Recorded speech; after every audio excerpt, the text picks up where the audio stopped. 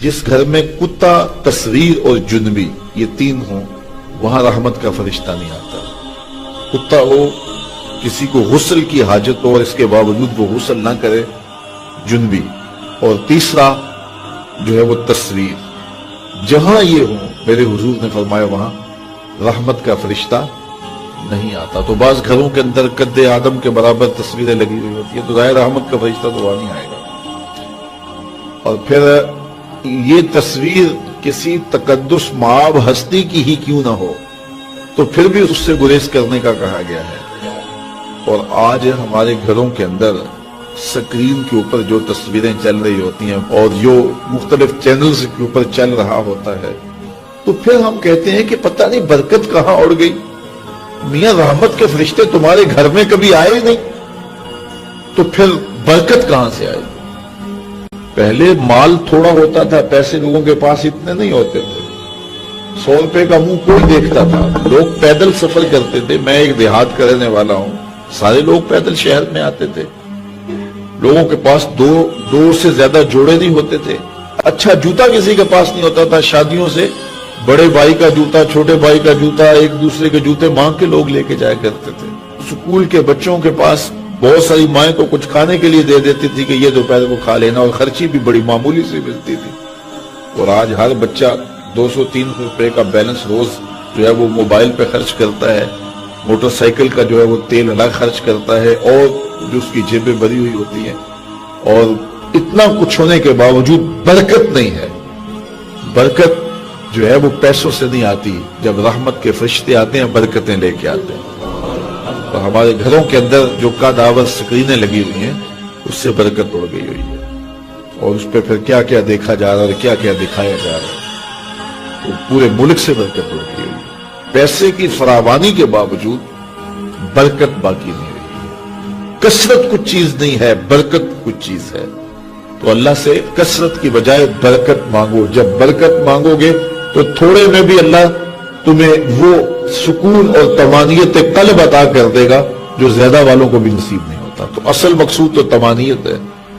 تو اپنی اولاد کو جو ہے وہ اپنے عمل کے ساتھ، اپنے رویے کے ساتھ صالحیت کی جانب لے کر کے جاؤ۔ قرآن مجید کی تلاوت معمول رہے گھر میں، اور 5 گانا نماز کے لیے گھر میں مصلے بچھیں، مائیں بہنیں بیٹیاں گھروں میں مصلے بچھائیں، اور مرد حضرات مسجد کا رخ کریں، تو پھر دیکھنا کہ اس کے اثرات مرتب ہونے لگے۔ ایک بندہ جا رہا تھا جنگل میں، تو اس نے دیکھا کہ ایک لومڑی ہے جس کے پاؤں بھی کٹے ہیں، ہاتھ بھی کٹے ہوئے۔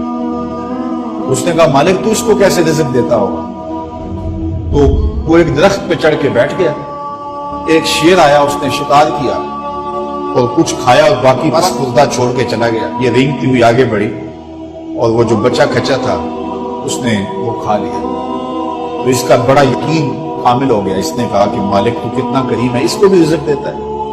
ایک غار میں جا کے بیٹھ گیا۔ جب وہ بے دست و پا لومڑی کو رزق دیتا ہے، انہیں تو پھر انسان۔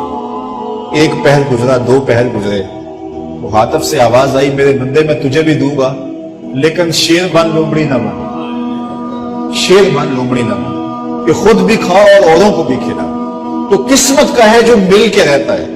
اب کوئی شیر بن کے لے لے یا لومڑی بن کے لے لے، حرام ذریعہ اختیار کر لے یا حلال ذریعہ اختیار کر لے، اب یہ ہمیں اس نے اختیار دیا ہے۔ فَلَنُحْيِيَنَّهُ حَيَاتًا طَيِّبَةً، اللہ فرماتا ہے کہ جو میرا ہو جائے پھر میں ستھری زندگی دے دیتا ہوں، میں پاکیزہ زندگی دے دیتا ہوں، میں نورانی زندگی عطا کر دیتا ہوں۔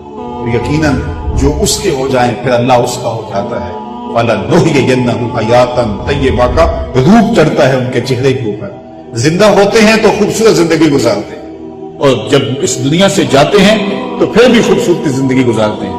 اللہ تعالی ہمیں ایسا کر دے کہ مرنے کے بعد بھی ہمارے چہرے پہ رسول اللہ کے انوار کا عکس نمایاں ہو، اور دنیا کی زندگی میں رہیں تو ہم طمانینت کی زندگی، سکھ اور چین کی زندگی گزاریں۔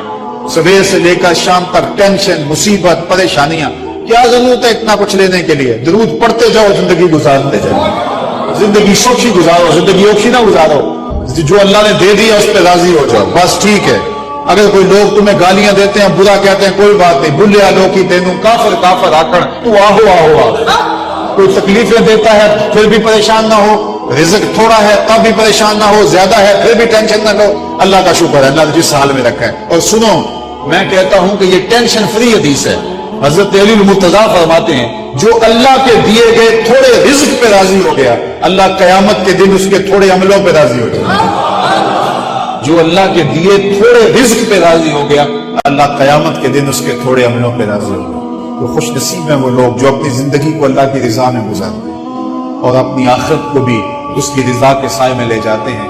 اللہ تعالیٰ مجھے آپ کو اپنی رحمتوں کے سائے میں رکھے, دنیا آخرت کی بہاریں نصیب فرمائے.